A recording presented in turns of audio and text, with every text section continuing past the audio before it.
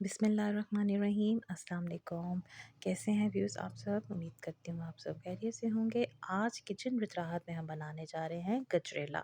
वैसे तो गजरेला बहुत ही डिफरेंट स्टाइल से बनता है, लेकिन हमारी अम्मी जान जो हैं वो गजरेला इस स्टाइल से बनाती हैं। तो चलें चलते हैं रेसिपी की तरफ।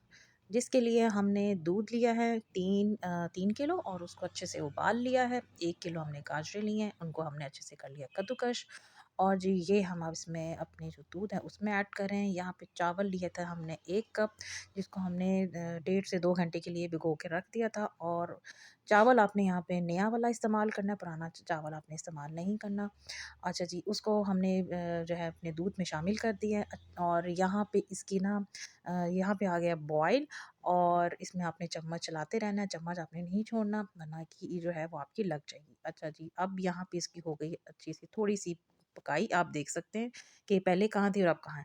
तो यहाँ पे अब हमने चीनी ऐड करनी है। चीनी ऐड करने के बाद इसको हम दोबारा से कुक करेंगे मीडियम आंच पे और 15 मिनट के लिए।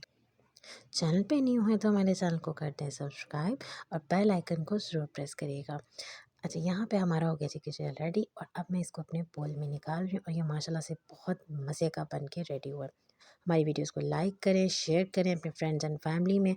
हमारी आज की गजरेले की रेसिपी अपने घर में बनाएं, अपने मेहमानों को खिलाएं और इन्जॉय करें।